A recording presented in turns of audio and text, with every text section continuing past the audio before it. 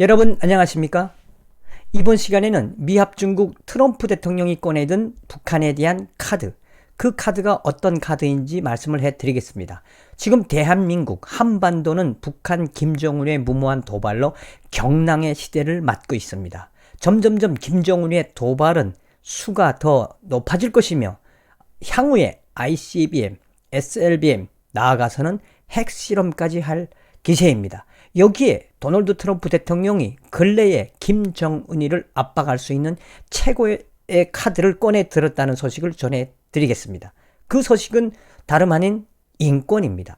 여러분들도 아시다시피 북한 인권은 미국 대통령들의 역대 카드였으며 이번에 트럼프 대통령이 꺼내든 카드는 심상치가 않습니다.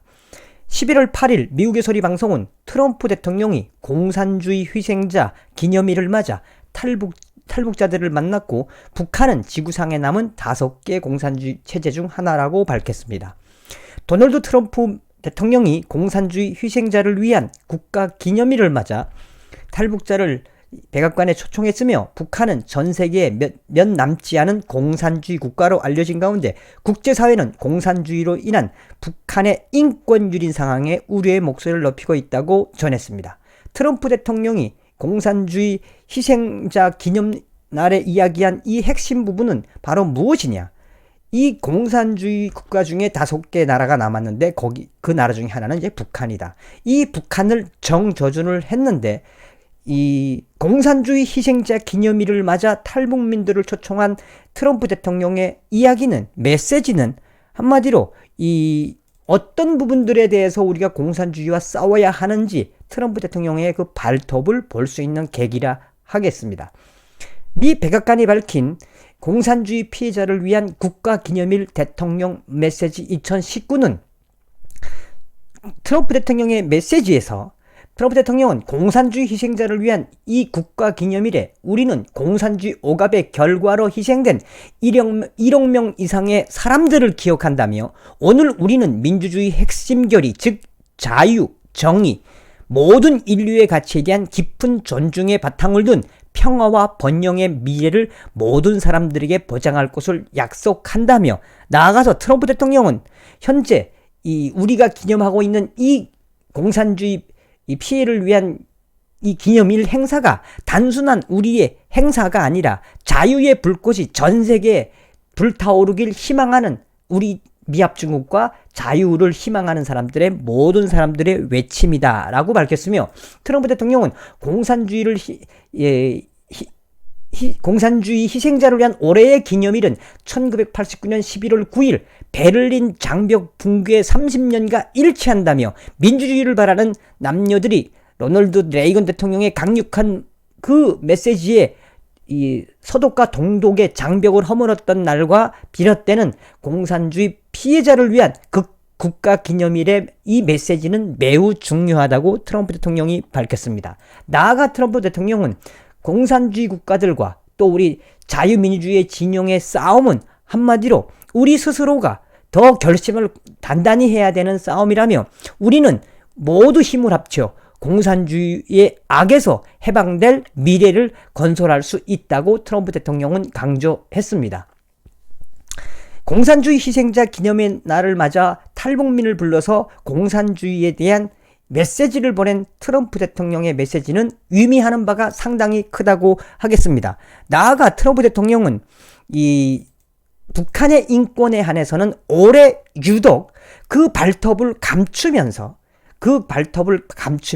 서서히 발톱을 드러냈던 흔적들이 역력합니다.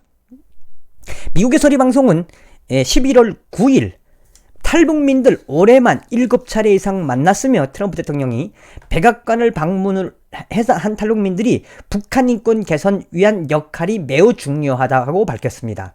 미국의 소리 방송은 탈북민들이 트럼프 대통령의 초청과 혹은 샘 브라운백 종교대사의 초청 등 인권과 비롯돼서 백악관을 찾은 탈북민들이 올해만 7차례가 넘는다며 2018년 미국에 정착한 그레이스 조 씨는 7일 백악관에서 공산주의 희생자를 위한 국가기념일 행사에 참석해 트럼프 대통령을 만났으며 트럼프 대통령을 만나서 김정은에 대한 이 본질을 볼 수 있었다고 전했으며 트럼프 대통령은 김정은이를 그렇게 썩 좋아하지 않는다는 느낌을 받았다고 전했습니다. 탈북민들을 이렇게 트럼프 대통령이 백악관에 직접 불러서 이야기하는 그 숫자와 횟수는 올해가 가장 많다고 생각하시면 되겠습니다. 도널드 트럼프 대통령은 계속해서 이 백악관을 방문했던 우리 주일영 씨, 7월 달에 만나준 종교 박해자들과 함께 만나준 주일영 씨의 이야기에서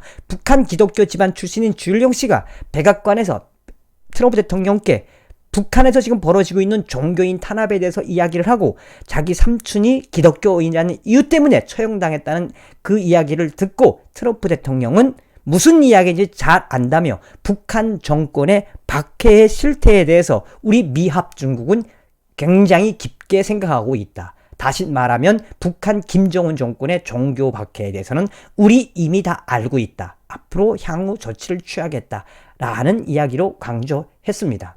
이 밖에도 트럼프 대통령은 이 지성원 씨도 만나주고 나아가서는 그 나우의 지철호 씨와 또 다른 탈북민들 또 기타 탈북민 기자들을 NSC 미국 안보회의에 불러가지고 직접 참여를 시켰으며 점점점 탈북민을 통한 김정은 체제에 대한 압박, 나아가서는 우리 탈북민들 인권과 더 나아가서는 김정은 정권을 국제사법재판소에 제소하고 더 큰 부분에 있어서는 북한의 민주화의 문화의 그 전파를 할 수 있는 USB 등 각종 북한 붕괴를 위한 예산을 직접 트럼프 행정부가 챙겨주겠다라는 차원에서 올해 들어서만 트럼프 대통령이 7번 이상을 탈북민들을 만나줬다는 소식을 전해드렸습니다.